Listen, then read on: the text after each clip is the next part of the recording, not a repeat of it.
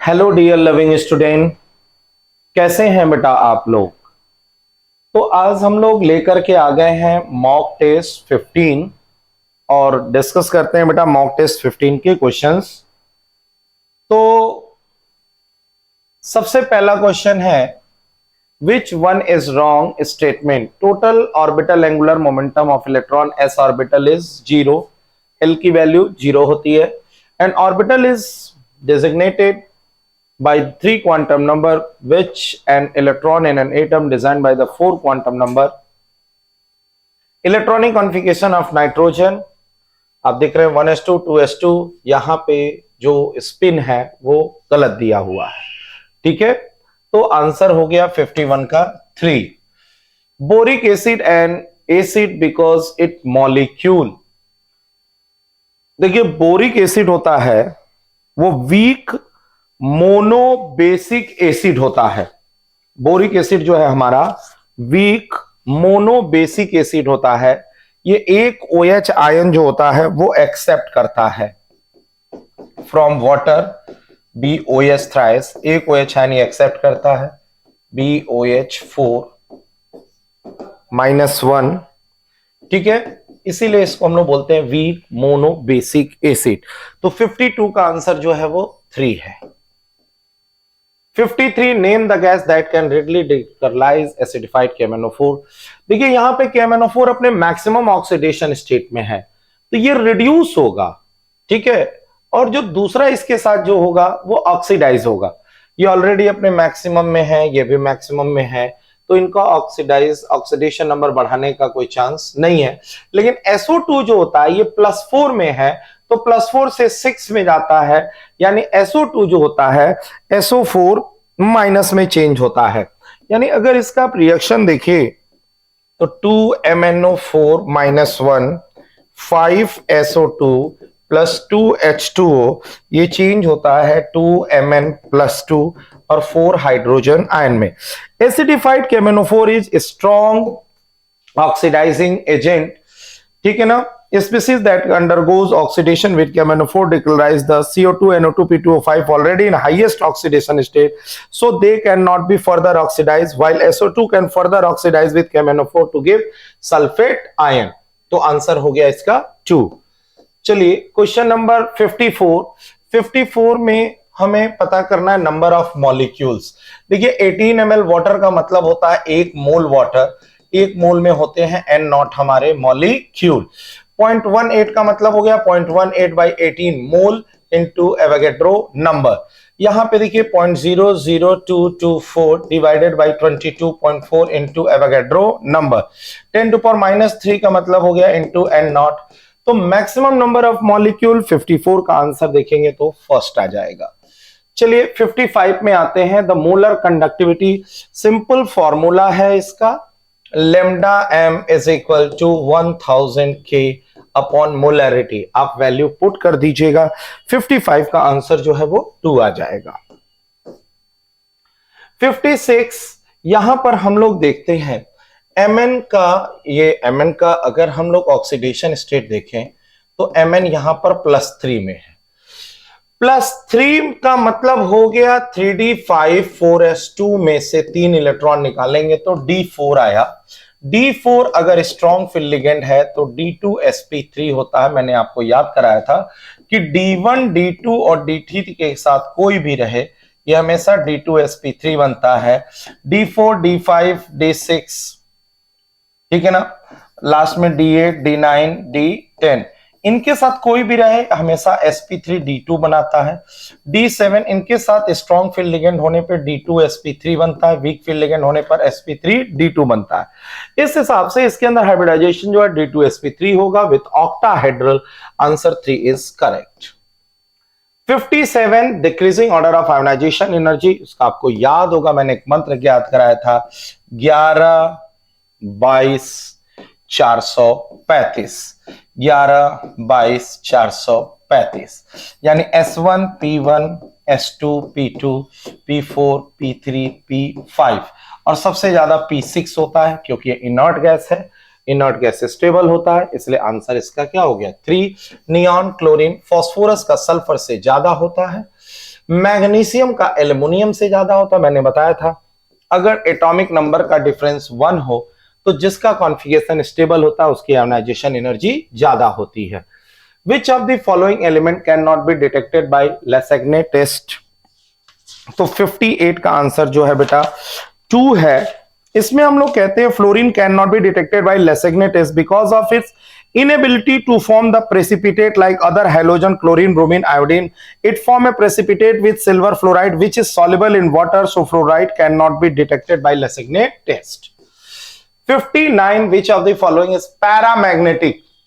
यहां देखिए 8 6 14, यहां पे 8 6 14, यहां पर देखिए तो 8 7 15 14 14 14 14 और यह है आपका 17। तो जाहिर सी बात है बेटा 17 वाला हमेशा क्या होगा? पैरामैग्नेटिक होगा। ठीक है, ऑड नंबर है यहाँ पे। 59 का 2 होगा। 60 में देखिए मैं आपको बता दूं, 60 में सबसे पहले करना क्या है? Alpha equal to I minus 1 by n minus 1। Alpha की वैल्यू दी हुई है 90%। ठीक है, AB3 डिसोसिएट हो रहा है, टोटल नंबर ऑफ आयंस यहाँ n निकाल लेंगे। उसके बाद बॉइलिंग पॉइंट निकालना है तो delta TB I into KB into M होगा। M ये वैल्यू आपको दिया है 0.1, KB की वैल्यू दिया 0.52 और I की वैल्यू यहां से निकालकर इसमें पुट कर देंगे, आपको आंसर डेल्टा TB मिल जाएगा। बॉइलिंग पॉइंट ऑफ सोल्यूशन पूछा है तो TB is equal to TB minus T nought B। Kelvin में है, ये 100 डिग्री सेल्सियस मतलब 373 होगा। इसको यहां पुट करिए, ये वैल्यू मिल जाएगी और 60 का आंसर आ जाएगा 4। Maximum number of orbital is the n square. Maximum number of electron पूछता तो 2n स्क्वायर हो जाता, तो n स्क्वायर मतलब 6 का स्क्वायर 36 हो गया। ठीक है, 61 का आंसर 4 हो गया। 62 में आते हैं, कह रहा है the KMnO4 can be prepared from K2MnO4 as per reaction. The reaction can go to completion by removing OH ion by adding CO2. KOH is a base. It gives OH ion instead of removing OH ion from the reaction mixture. So an acid must be added to the solution. But if a strong acid is added, then acidified KMnO4 form reduced to give Mn plus 2. HCl and SO3 cannot be used for this purpose because they are reducing agent. But CO2 form H2CO3 on treating with OH ion, but not the much acidic that MnO4 undergoes reduction. So CO2 is used for the reaction. यहाँ पे answer जो है बेटा क्या है? 3। 62 का 3 है। 63 में आ जाइए, सिंपल फॉर्मूला है delta E is equal to Q plus W। यहां पे देखिए Q की वैल्यू दिया हुआ है 10 kilo joule work is done on the system है तो plus, then 2 kilo joule heat is release by the system, ये -2 है। बस ये ध्यान रखिएगा, ये आपका किलो कैलोरी में है, ये किलो जूल में है। यूनिट कन्वर्जन पे ध्यान देना है बेटा, इसको जूल में आंसर निकालना है तो 4 वाला आंसर आ जाएगा। बस यूनिट कन्वर्जन में यहां पे दिक्कत हो रही है। Which one of the following pair does not obey law of multiple proportion? To follow law of multiple proportion, molecule made up by two same type of atom value 64 का 3. The dissociation constant for acetic acid and HCN, अगर मान लीजिए दोनों का अगर हम reaction लिखें, ये हो गया CH3COOH टूट के बना रहा है CH3COO minus plus H plus, इसका ये है Ka 1 वैल्यू है, फिर HCN है जो कि टूट करके बना रहा है H प्लस और Cn माइनस, ये Ka 2 वैल्यू है। ठीक है, फिर दोनों को अगर मान लीजिए हम जोड़ते हैं CH3COOH Cn माइनस, मतलब इसको प्लस किया और इसको क्या कर दिया माइनस। ठीक है, minus change into CH3COO minus plus HCN, इस तरह से है हमारा रिएक्शन, तब ये रिएक्शन हमको मिल जाएगा। तो भाई जिसको जोड़ रहे हैं उसकी वैल्यू तो Ka1 ही रहेगी, जिसको घटाना है वो रिवर्स होगा -1/K2, यानी Ka1 अपॉन Ka2। प्लस रहेगा तो से माइनस किया मतलब इसकी वैल्यू को रिवर्स कर दिया, रिवर्स करने पर K की वैल्यू 1/K के टर्म में हो जाती है। तो 65 का आंसर जो है वो 4 है। Out of following 0.1 m aqueous solution, which one is largest freezing point depression? ठीक है ना, फ्रीजिंग पॉइंट डिप्रेशन किसका ज्यादा होगा? ठीक है, depression of freezing point given by delta TF. Depression in freezing point is a colligative property, सीधे सीधे सुने, depression in freezing point is the colligative property. Colligative property उसकी ज्यादा होगी जिसके पास नंबर ऑफ आयंस ज्यादा हो। यहां देखिए, यहां पर नंबर ऑफ आयंस सबसे ज्यादा है, तो आंसर हो जाएगा 3। Consider the following statement: the rate log for acetic catalyzed hydrolysis of an ester being given rate equal to K ester this. If acid concentration is double at constant ester, the second order reaction K is double, the pseudo first order reaction rate is double, the rate of the reaction is। तो देखिए, हम लोग कहते हैं कि ये दिया हुआ है the second order rate constant K is double। हमने किया क्या है इसमें, इफ एसिड कंसंट्रेशन को डबल करेंगे तो डबल हो जाएगा, और the rate constant rate of the reaction is double. भाई जाहिर सी बात है, इसको डबल करोगे तो वो भी क्या हो जाएगा, डबल हो जाएगा। ठीक है, which one of the statement are correct? Third है 1 and 3। 1 and 3, 67 का 3, 1 and 3। pseudo first order constant is double as well as rate of reaction is double. It may be noted that in presence of acid, hydrolysis of ethyl acetate is a pseudo unimolecular reaction, but the actual value of K depend on the concentration reaction, but the actual value of K depend upon the concentration of hydrogen ion. Otherwise, rate constant of reaction always constant at constant temperature। 67(3). 68 mixture of potassium chlorate, oxalic acid, sulfuric acid during the reaction, which element undergo maximum change in oxidation? तो सबसे पहले इसका reaction लिख लेते हैं।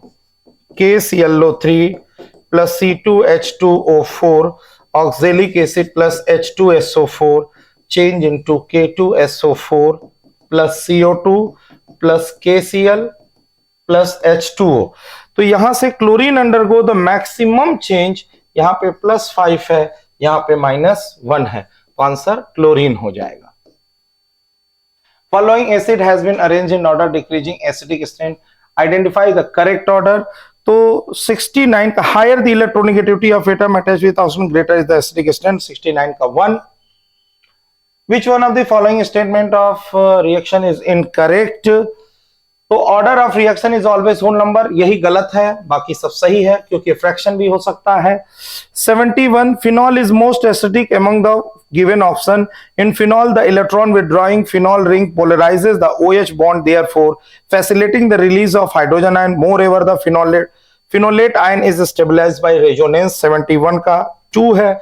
72 forward direction में चलना है। ये रिएक्शन जो है हमारी एक्सोथर्मिक है, और एक्सोथर्मिक के लिए टेम्परेचर कम होना चाहिए। फॉरवर्ड में चलाना है तो N2 और H2 के कंसंट्रेशन को क्या करिए, बढ़ा दीजिए, ठीक है ना, और कंसंट्रेशन बढ़ा देंगे तो फॉरवर्ड चलेगा। यहां पे 4 मोल है, यहां 2 मोल है, तो हाई प्रेशर और low temperature, pressure and decreasing the temperature, answer 4। Number of optical isomer of the fructose 8 होते हैं। Number of optical isomer, number of chiral carbon, इसके अंदर काइरल कार्बन देखेंगे तो 3 काइरल कार्बन आते हैं, 2 दी पावर 3 करेंगे 8 आ जाएगा। 73 का 1। Which one of the following example of the nucleophilic substitution reaction? 74 का 1 है। यहां पे स्ट्रॉन्ग न्यूक्लियोफाइल OH जा रहा है, इसके वीक न्यूक्लियोफाइल को हटा दे रहा है, this is the nucleophilic substitution reaction. Nucleophilic substitution reaction alkyl halide की कैरेक्टरिस्टिक रिएक्शन होती है। 75 का 2 है। Octahedral most suitable method for separation 1:1 mixture ortho para. 76 का आंसर जो है वो 4 है, स्टीम डिस्टिलेशन। फिर equal volume of 3 acid, concentration of the mixture. देखिए क्वेश्चन एक बार पहले भी आ चुका है, मैंने बताया था N1V1 plus N2V2 plus N3V3 जितने भी हों, अगर मान लीजिए pH 3 है, कंसंट्रेशन 10⁻³ 10⁻⁴, इसका हो गया 10⁻⁵, और इस सबको जो है V ले लीजिए, डिवाइडेड बाय 3V हो जाएगा, सॉल्व कर लीजिएगा, 77 का आंसर 2 आ जाएगा। फिर विच of the following compound which molecule formula yield acetone on ozonolysis? तो देखिए बेटा, ओजोनोलिसिस की अगर आप बात कर रहे हैं तो CH3 डबल बॉन्ड CH यहां से तोड़िए, कॉन्सेप्ट यही है, तोड़ो दोनों साइड हो, जोड़ो, तो एसीटोन एसिटल्डिहाइड बन जाएगा, ठीक है ना। Add acetone and acetaldehyde. ठीक, 78 का आंसर जो है वो 1 है। 79 N2 3s2 2NH3 dNH3/dt की वैल्यू दी है, कोई दिक्कत नहीं है बेटा। इसमें आप पहले रेट ऑफ रिएक्शन लिखिए, तो लिखोगे dN2/dt में -1/3 dH2/dt is equal to 1/2 dNH3/dt। हमसे कहा जा रहा है कि वैल्यू ऑफ H2/dt निकालिए, इसकी वैल्यू निकालना है। आगे 3 से इसमें क्या कर दीजिए, मल्टीप्लाई, जो भी वैल्यू दिया इसमें 3 से मल्टीप्लाई कर दीजिए, वैल्यू मिल जाएगी।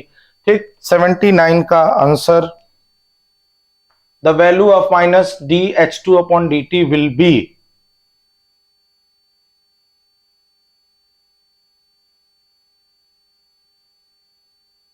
सॉरी बेटा यहां पे देखिए, सॉरी, ये इसकी वैल्यू दी है, यहां पर 3 से मल्टीप्लाई कर दीजिए, ये वैल्यू मिल जाएगा। सॉरी बेटा, इन दोनों को आपस में इक्वेट करिएगा, सॉरी इससे इक्वेट नहीं करना है। dH2/dt 3 यहां आ जाएगा, 3/2 से मल्टीप्लाई कर दीजिए, ये आ जाएगा आंसर 1। 79 80 का आंसर जो है वो 3 है।